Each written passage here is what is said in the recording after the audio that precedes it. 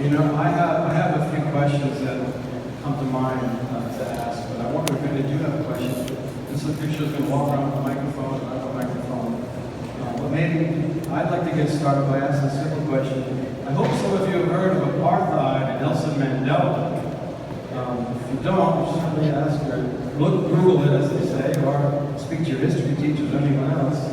But my question to you fellas is, in some of your bios, I heard the word freedom come up several times. And I just wonder how much that history that you experience, or the history of your home country, influenced your music.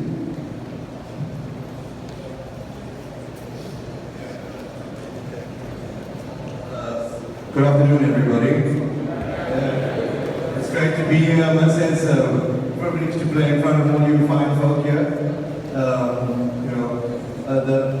To answer the question, I think the reason why we value our freedom so much is because you value something that you didn't have before.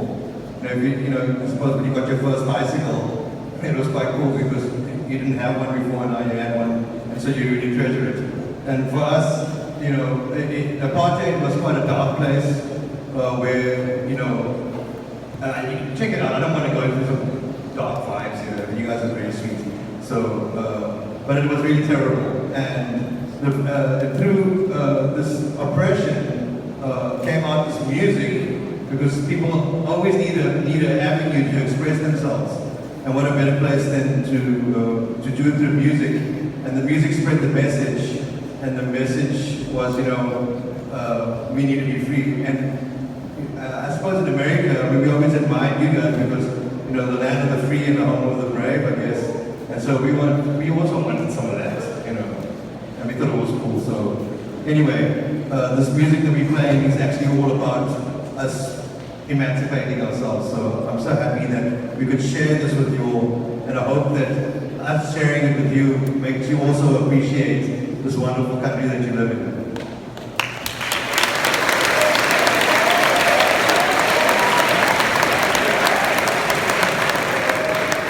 Thank you very much. Does anyone out here have a question for the fellas?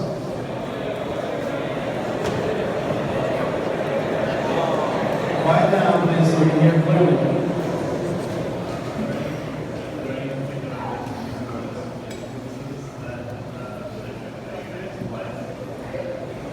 Can you repeat that? I said he wants to know any particular musical influences that affected how you guys play.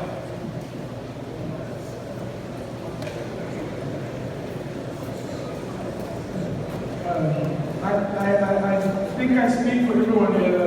It's like a difficult question to answer because it's like you draw influence from a lot of places, like from a lot of musicians and people in South Africa, but also a lot of artists in the States and Europe. So to list all of them now is going to be a little tricky for each individual person.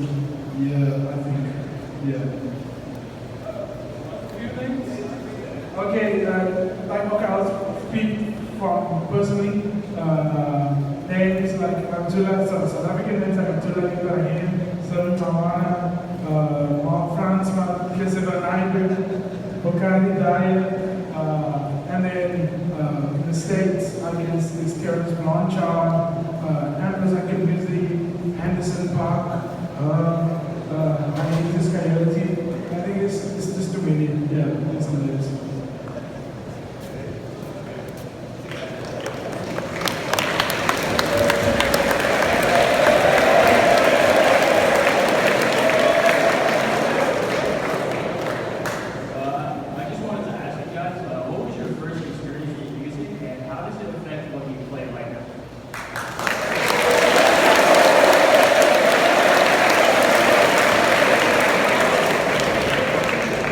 Did you say first experience with music? Yes, what was your first experience with music and what affects what you do now? How does it affect?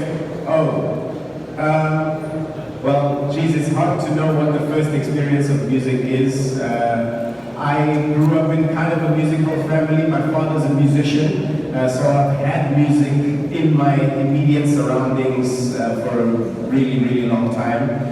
So I guess it was from early on, but the most distinct memory that I have is I used to tag along to my dad's gigs, used to carry like his flute when I could, and then saxophone when I got a little bit bigger.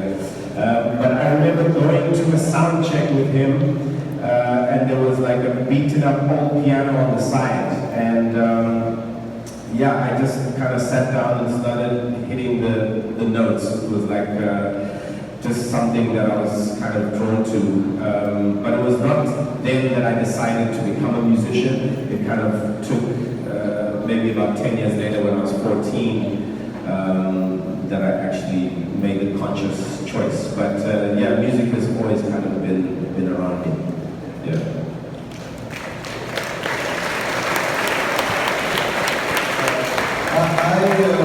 I found the drums when I was about 10 years old. I won't tell you how long ago that was, but it was a while ago. And when I first saw this guy playing the drums, I never forget it. It was like love at first sight. I just, you know, you have a crush on somebody and you see them for the first time. Yeah, there was that feeling. And every time I play, I actually remember that. And so I never forget the joy. But whenever I play, that joy that I have when I fell in love with this instrument. So I carry that through my life, and I think the same could apply to you. If you take something like whatever you do, basketball or whatever sport you play, and stuff gets a bit tough, you know, just remember why you started doing it in the first place, because it was probably the coolest thing ever. And so that you can take with you for the rest of your life. And obviously, all the experiences along the way make you better, and that's why we play today is because we remember the love that we have from the origins. You know, that's how it affects that.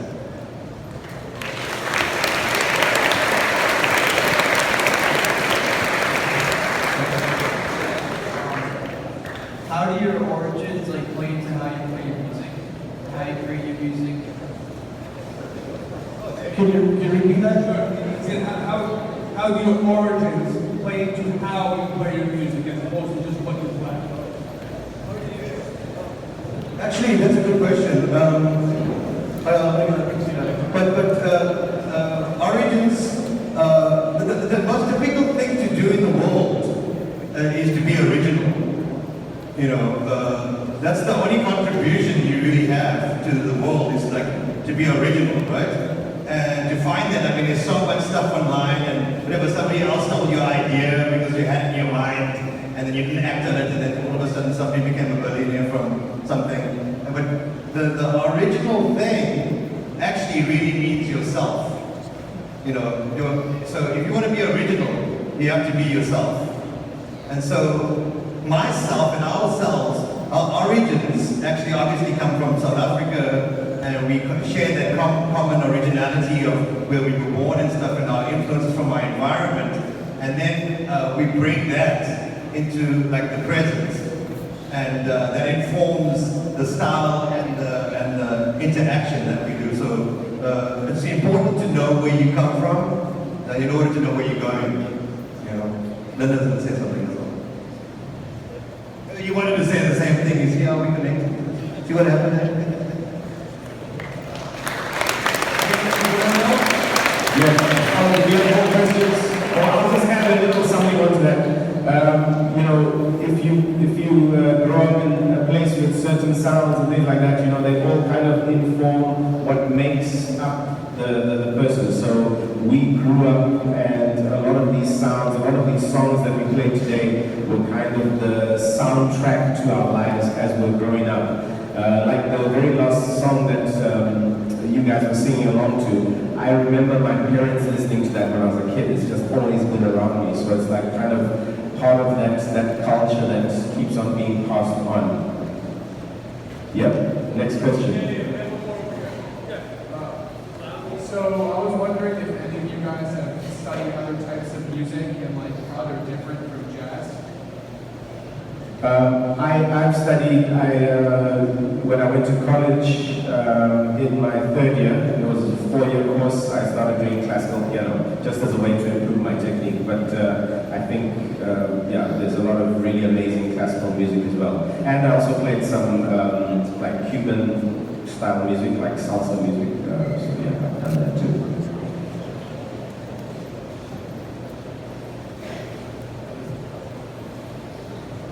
I guess it's the same with me as well. I started playing classical music when I was young. I played the clarinet and recorder.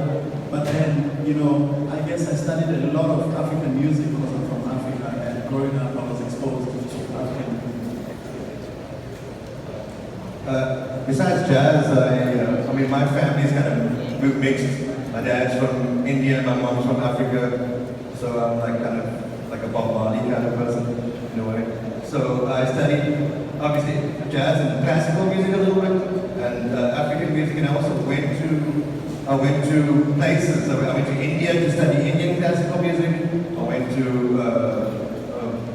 West Africa and Central Africa to study African music, and I obviously came to the United States, and I learned all about, or at least I hung out and played a little bit of hip hop and funk music. And I mean, you guys have amazingly rich musical heritage, so go search for the cool stuff.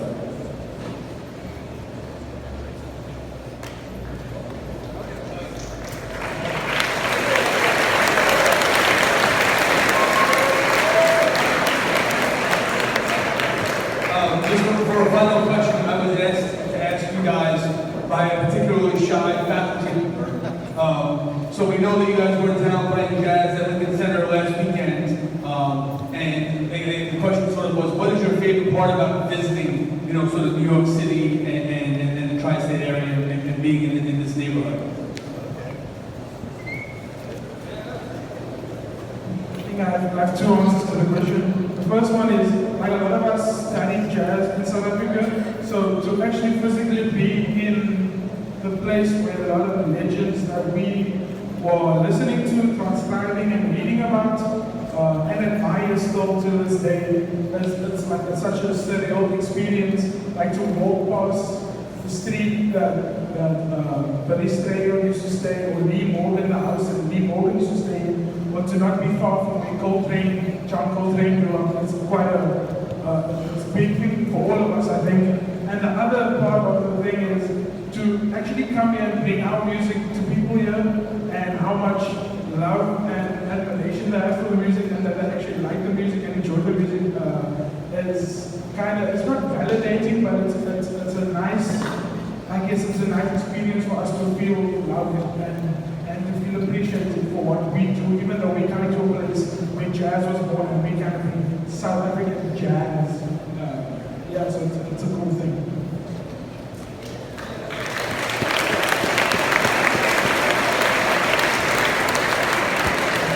I mean, this is New York City. It's probably my favorite city in the world.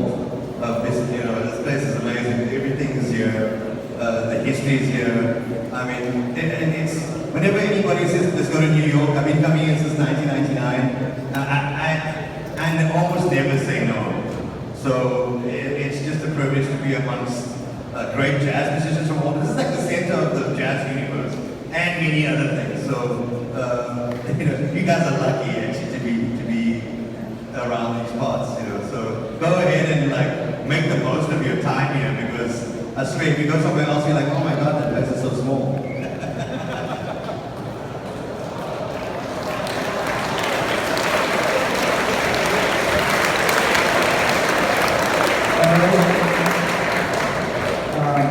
Fellas are going to do one more song, and then we're going to close the assembly. Do one more, right? One thing I want to say before I hand it back over to you is, Ross, you said you're part Indian.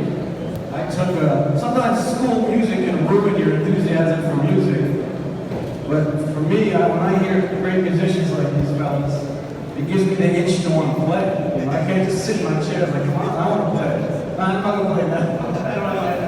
But anyway, I took an Indian music class years ago, 35 years ago, and tell me if I'm correct. Here, when you hear musicians say, wow, they play with a lot of soul and heart. If I remember correctly, my teacher was a sitar player, said that when you compliment an Indian musician and play the soul, they say, play Barasa. Barasa, if I remember it, means juice.